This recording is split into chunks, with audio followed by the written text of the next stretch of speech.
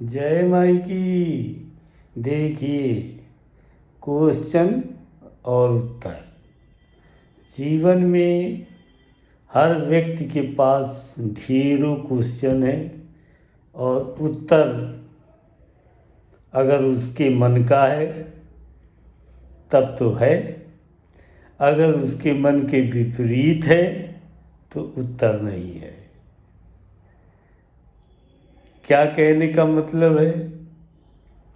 अगर जीवन में क्वेश्चन है और उसका उत्तर, यानी अगर आपके मन का है तो उस क्वेश्चन का उत्तर है, अन्यथा उस क्वेश्चन का उत्तर नहीं है। ये बात हम क्यों कह रहे हैं? और बहुत ही प्रामाणिक तरीके से ये बात कह रहे हैं। ज़्यादातर यानी ये कहा जा सकता है कि 99% लोग क्वेश्चन का उत्तर पहले ही डिसाइड कर लेते हैं और फिर वो क्वेश्चन करते हैं, और उस क्वेश्चन का जवाब अगर उन्होंने जो डिसाइड किया है अगर उस हिसाब से नहीं मिलता है तो फिर उस उत्तर को वो सही उत्तर नहीं मानते। इसमें तर्क है और प्रामाणिकता है। आप खुद भी ऐसा करते हैं। और अभी हमने ये कहा कि 90-95% लोग, तो कुछ लोगों को हमने छोड़ दिया है। हो सकता है कि उन कुछ लोगों में आप हो, तो आपको श्रद्धावान माना जा सकता है, आपको बाल स्वरूप माना जा सकता है, क्योंकि केवल बालक ही जो क्वेश्चन करते हैं उसका उत्तर वो डिसाइड नहीं करते हैं, और लेकिन तर्क की कसौटी पे जरूर कसते हैं। सही तरीके से कसें या गलत तरीके से कसेंगे जरूर। अब इसका प्रमाण क्या है और कैसे ये बात कही जा रही है? तो वो 5% लोग वही हैं, बालक स्वरूप है। कहा जाता है ना कि बाल स्वरूप अगर आप हो गए तो ईश्वर आपके नजदीक आ गया।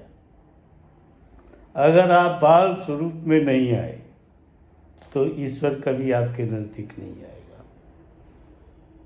बाल स्वरूप यही है, बिना क्वेश्चन डिसाइड किए करना, और जो भी उत्तर सामने से प्राप्त हो उसे ही सही मान लेना। तो यही बाल स्वरूप है। कभी कभी तर्क उत्पन्न बालक भी करते हैं। जैसे हमारे पिताजी किसी की घटना बताते थे। हमारे गांव में कोई था, अब ये तो बहुत लंबा हो जाएगा कि हम बताएं हम कहाँ के हैं, कैसे हैं, किस तरह के हैं। तो हम सीधा उसी विषय पे आते हैं कि हमारे पिताजी एक घटना सुनाते थे, और घटना ये सुनाते थे कि गांव में कोई व्यक्ति थे और उनके बालक थे। वो अपने बालक को बहुत मानते थे, यानी जहाँ भी जाते थे उनको लेके जाते थे। सोना बैठना उठना सब उस बालक के साथ ही करते थे स्कूल के अलावा। जब से वो बालक घर आ जाता था फिर वो उसके साथ ही हो लेते थे। और विचित्र विचित्र क्वेश्चन बालक का होता था और उसका उत्तर वो देते थे बड़े सूझबूझ और समझदारी से। तो बालक का ये भी उत्तर होता था, जैसे रात में हम खाट पे सोया है, बगल में पिताजी भी सोए हैं खाट पे, दोनों की नज़रें आसमान पर हैं, तारों पे। यानी गर्मी में ज़्यादातर लोग पहले दरवाजे पे सोते थे खाट पे और तारों को देखते रहते थे। तारों को देखते हुए और विचार और स्वप्न और तमाम चीज़ें उनके अंदर चलती रहती थी और उसी में उनको नींद आ जाती थी, सो जाते थे। तो बालक भी तारों को देखता था। उस समय इक्का दुक्का कभी कभी हवाई जहाज ऊपर से जाती थी तो उसकी लाइट दिखाई देती थी। अब उसकी लाइट दिखाई दी, बालक ने तुरंत क्वेश्चन किया, बाबूजी ये क्या है? बाबूजी ने कहा बेटा ये हवाई जहाज है। हवाई जहाज क्या होता है? तो बेटा इसमें लोग बैठ के यात्रा करते हैं, उड़ के यात्रा करते हैं आसमान मार्ग से। घंटों की यात्रा मिनटों में पूरी कर लेते हैं। बालक ने कहा अच्छा ये उड़ता है? तो हाँ, अगर गिर जाए तो क्या होगा? उनके पिताजी बहुत समझदार थे। कहे बेटा गिर जाएगा तो जो भाग्यशाली होगा वो जी जाएगा और जो भाग्यशाली नहीं होगा वो परम गति को प्राप्त हो जाएगा। तो उन्होंने कहा भाग्य किसे कहेंगे? कहो जो हजारों लोग अगर यात्रा करते हो और कोई बड़ी जहाज अगर डूब जाए तो उसमें से एक आध आदमी जरूर बच जाते हैं, तो वही भाग्यशाली है। आसमान मार्ग में चलने वाली जहाजें अगर नीचे गिरती हैं तो चांस तो एक भी आदमी का मरने का नहीं है, लेकिन कभी कभी ऐसा होता है कि एक आदमी बच जाता है, तो वो भाग्यशाली है। बाकी सब लोग परम गति को प्राप्त होते हैं।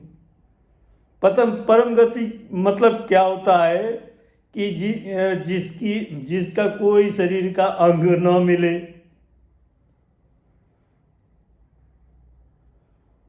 उसको परम गति मिलती है।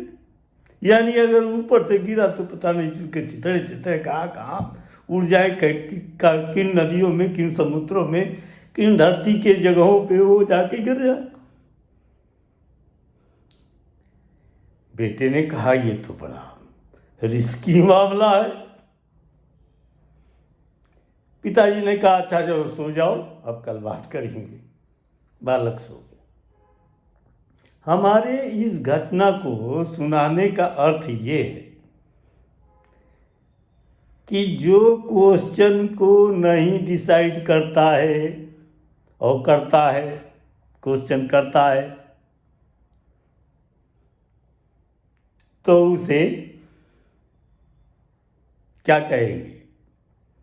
बाल स्वरूप कहेंगे। आज जो उत्तर पहले ही डिसाइड कर चुका है कि हमारे क्वेश्चन का इसी तरह का उत्तर आना चाहिए,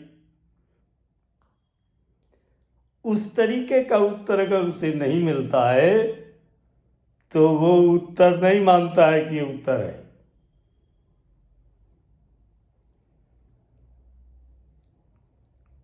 तो क्वेश्चन से पहले आदमी उत्तर निश्चित कर लेता है और वही चाहता है कि सामने वाला उसी तरह का उत्तर दे। अब जानते हैं एक और बीच में एक बात इसी बात के बीच में रखनी आवश्यक है कि वो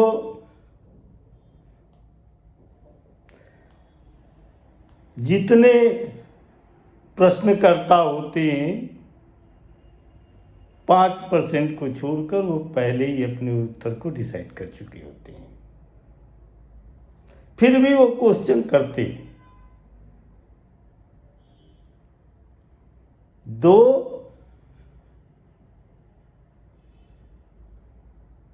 अगर उन्होंने जो डिसाइड किया है उस हिसाब से अगर उत्तर आपने दिया तो उत्तर ठीक है, और नहीं तो उत्तर के बीच में शंकाएं होती हैं, और शंकाओं का निवारण भी अगर आपने अलग उत्तर देकर उनकी शंकाओं का निवारण कर दिया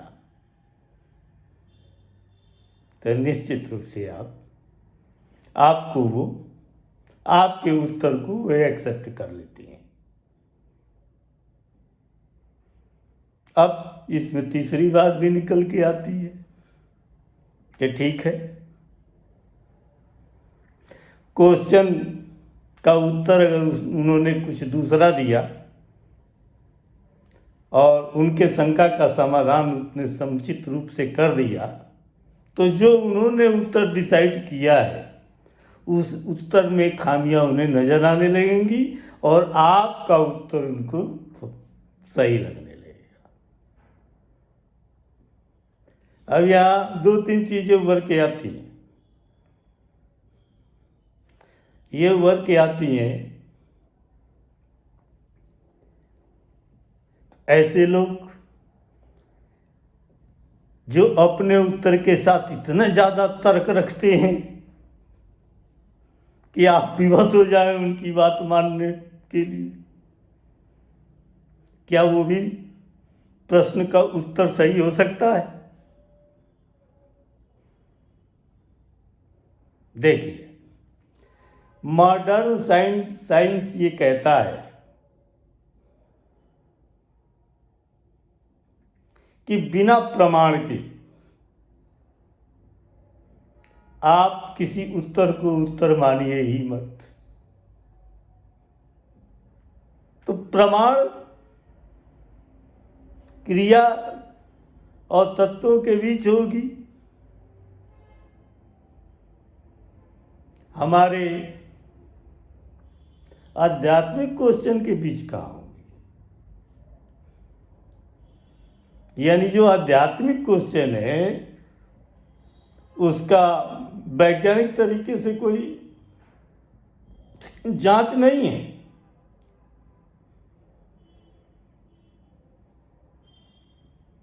तो क्या पता बहुत सारे तर्क देकर जिस क्वेश्चन को का उत्तर दिया जा रहा है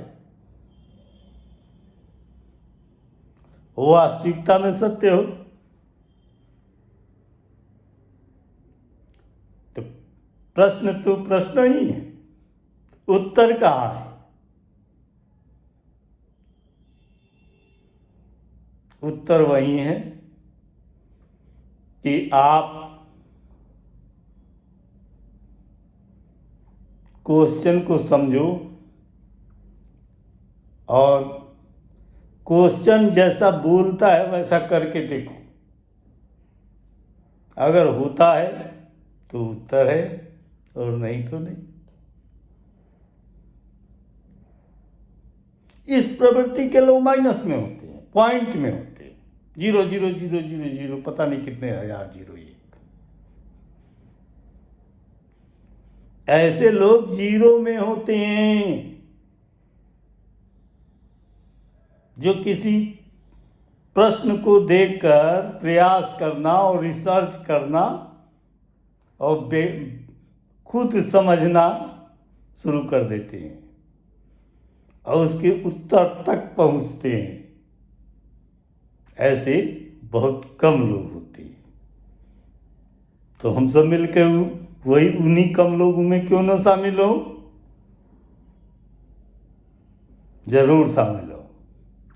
ऐसे ही हमारी आध्यात्मिक चर्चाएं आपसे होती रहे और आप हमारे साथ जुड़िए। हम और आप ढेरों ऐसे विषय पे बात करेंगे और रिसर्च स्वरूप खुद भी करेंगे। किसी के उत्तर पे अपनी सहमति नहीं देनी है, किसी के प्रश्न पे और अपने प्रश्न पे किसी के उत्तर पे अपनी सहमति नहीं लेनी।